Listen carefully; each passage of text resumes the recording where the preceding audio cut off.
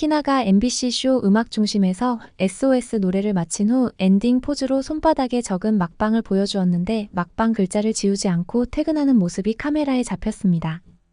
피프티가 음악방송 막방 이후 미국 프로모션, 일본 슈퍼팝 등 포함 어떤 활동 계획이 있는지 살펴보겠습니다.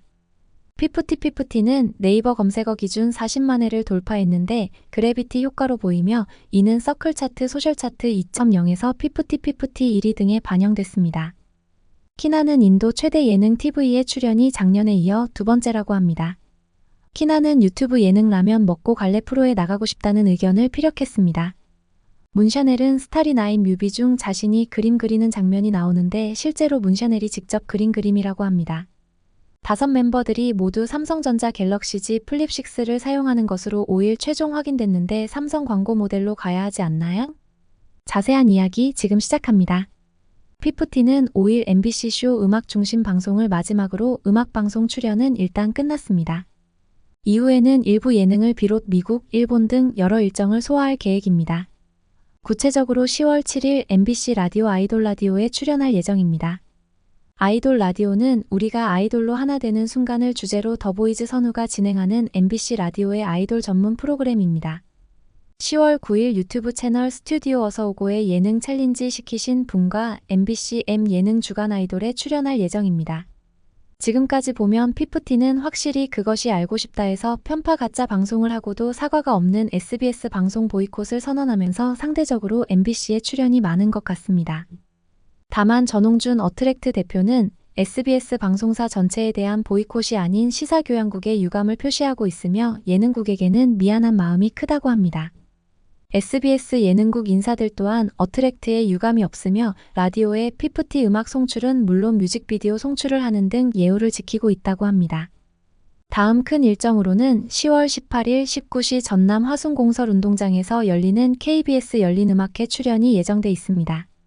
이어 10월 19일 16시 30분에는 고양종합운동장에서 개최되는 드림 콘서트에 출전합니다.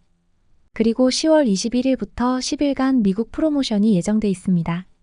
어트랙트 USA를 맡고 있는 김세왕 COO가 많은 일정 준비를 했을 것으로 보이는데 빌보드 핫백 차트 진입 등 많은 성과로 이어졌으면 좋겠습니다. 11월 9일에는 일본 오사카에서 열리는 슈퍼팝 재팬에 출전하며 일본 시장 공략에 나섭니다. 이어 12월에는 크리스마스송 노래를 발매할 예정입니다. 그리고 내년 2025년 상반기에는 미니 앨범 발매가 예정돼 있습니다. 다음은 인도 최대 방송국과 인터뷰 이야기입니다. 피프티는 5일 인도 최대 힌디어 엔터테인먼트 채널 줌TV의 이나우 코너에 출연한 방송이 공개됐습니다. 줌TV는 유튜브 구독자 935만 명에 달하고 SNS X 계정 팔로워도 440만 명에 이르는데 최신 K-팝, 발리우드 등을 다룹니다. 줌TV는 인도 최대 미디어 대기업인 더 타임즈 그룹이 소유한 타임즈 네트워크의 일부입니다. 진행자 삭스마 스리바스타브가 독점 인터뷰를 위해 한국 서울의 어트랙트 사무실을 방문해 촬영한 것이 인상적입니다. 키나는 이번에 두 번째 출연이며 진행자에게 자신을 기억하는지 묻는 등 당찬 모습을 보여주었습니다. 특히 인도 팬들이 예원을 배우로 본다는 얘기도 있어 동북아는 물론 인도에서도 통하는 예원의 모습을 각인시켰습니다. 문샤넬은 마지막 기회라고 생각하고 있다고 각오를 다지는 한편 월드투어가 꿈이라고 말했습니다. 만약 아이돌이 안 됐다면 키나는 셰프, 문샤넬은 의사, 예원은 양궁 선수, 하나는 작가, 아테나는 건축가 또는 사업가를 했을 것이라 답했습니다. 인도는 최근 들어 인도 출신이 다수 K-팝 그룹에 등장하는 K-팝에 관심이 아주 커진 나라 중 하나입니다. 가령 블랙스완 스리아, 지걸즈 프리앙카, 엑신 아리아, 캐츠 아이 라라 등이 인도 출신입니다. 블랙스완은 한국인 멤버가 한 명도 없는 K-팝 걸그룹인데 스리아 인기에 힘입어 인도 최대 스포츠인 크리켓 경기에 수만 명 관중 앞에서 무대에 서는 등 인도 현지에서 최고 K-팝 그룹이 됐습니다. 피프티가 미국 유럽은 물론 인도 시장을 공략하는 것도 좋은 방법 중 하나라고 보여집니다. 다음은 네이버 검색량 증가 이야기입니다. 피프티 검색어 기준 10월 5일까지 검색량은 40만 회를 넘었습니다. 10월 말까지 예상 검색량은 73만 5천 회가 넘었습니다. 이전에 피크를 찍고 40만 회를 이탈했었는데 다시 40만 회를 돌파했습니다. 이는 SOS에 이어 그래비티 효과라는 분석입니다. 피프티 검색어는 5일 현재 PC가 72,700회, 모바일이 328,600회, 합쳐서 401,300회입니다. 검색은 평소 매월 5만 회 정도에서 8배 정도 증가한 검색량입니다. 남녀 비율은 남자 40%, 여자 60%로 나뉘는데 이는 팬들 남녀 비율과 비슷합니다. 요일별로는 금요일, 월요일, 화요일이 조금 더 많았습니다. 연령별로는 10대 15%, 20대 20%, 30대 14%, 40대 16%, 50대 17%, 60대 이상 18% 등이었습니다. 50대와 60대 이상에서도 상당한 관심이 있다는 점이 특이합니다. 남녀노소 모두에게 사랑받는 국민 아이돌이라는 분석이 가능합니다. 다음은 일본에서도 서서히 입질이 온다는 이야기입니다.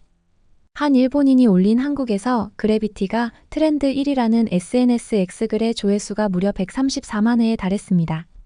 좋아요 숫자만 15만 4천 개에 달했습니다. 해당 일본 네티즌은 피프티피프티가 방송에서 부른 그래비티 무대 멤버 전원이 보컬로 화제인데 한국에서 유튜브 트렌드 1위이다라고 썼습니다.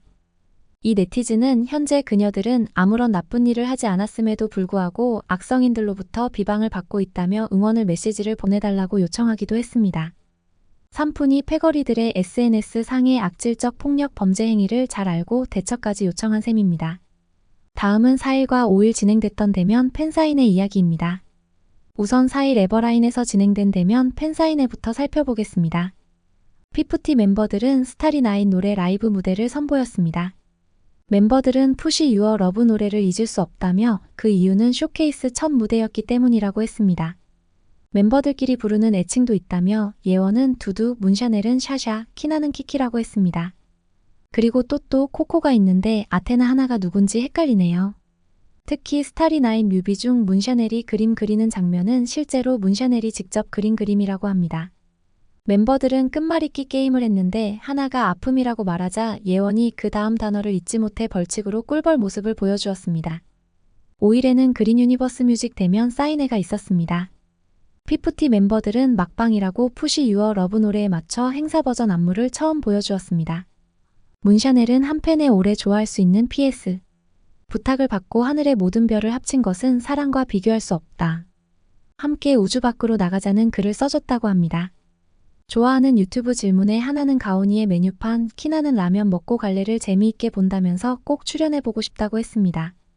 가온이의 메뉴판은 2020년 3월 시작한 대한민국의 먹방 브이로그 유튜버인데 2000년생으로 올해 나이 24살입니다. 원래는 다이어트 유튜버였지만 2021년 10월 29일부터 다이어트를 때려치고 먹방 유튜버로 전향했고 현재 구독자 수 약 40만 명입니다.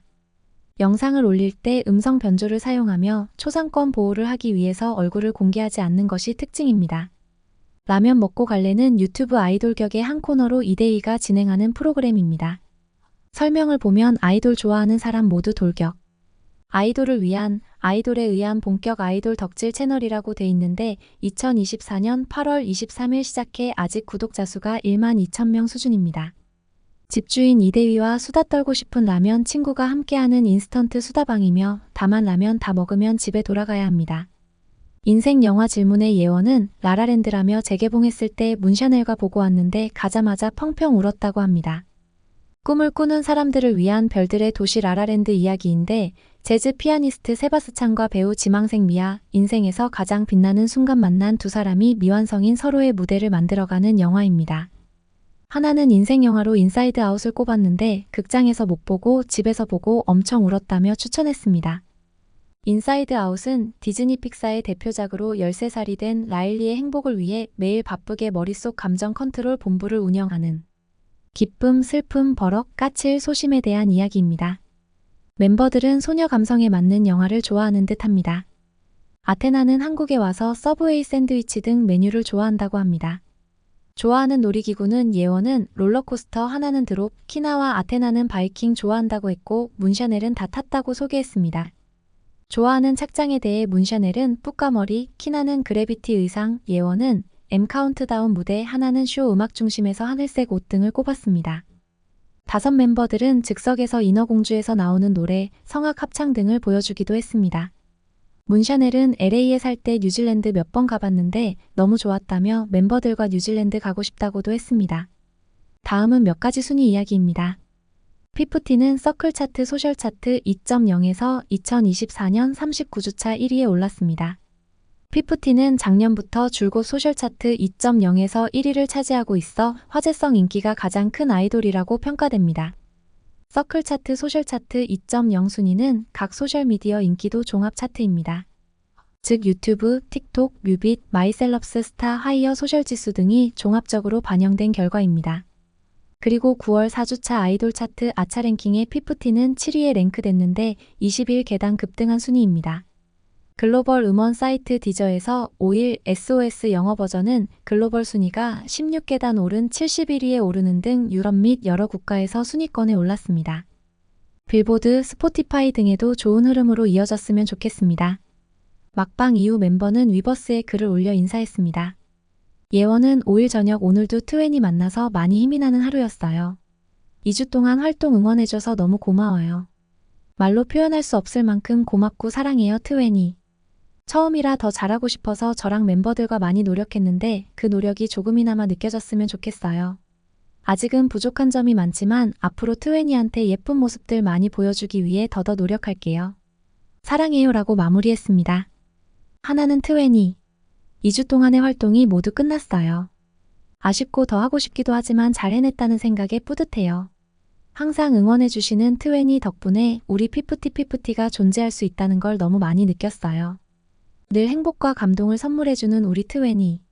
고맙고 많이 아껴요라고 고마움을 전했습니다. 앞서 문샤넬은 5일 오전 영어로 동전의 양면이라는 글과 함께 데뷔되는 사진을 4장 올렸습니다. 그리고 키나를 비롯 문샤넬, 예원, 하나, 아테나 5명 멤버 모두가 삼성전자 갤럭시 Z 플립6를 사용하는 것으로 최종 확인됐습니다. 이쯤 되면 삼성전자에서 갤럭시 광고 모델로 피프티를 섭외해야 하지 않을까요? 배너 혜성과 하나 예원은 SOS 챌린지를 진행했습니다. 지금까지 5일 소식을 중심으로 새로운 이야기를 들려주었는데 여러분들은 어떤 의견이 있는지 댓글로 나누면 좋겠습니다. 구독, 좋아요는 더 좋은 영상 제작에 큰 힘이 됩니다. 시청해주셔 감사합니다.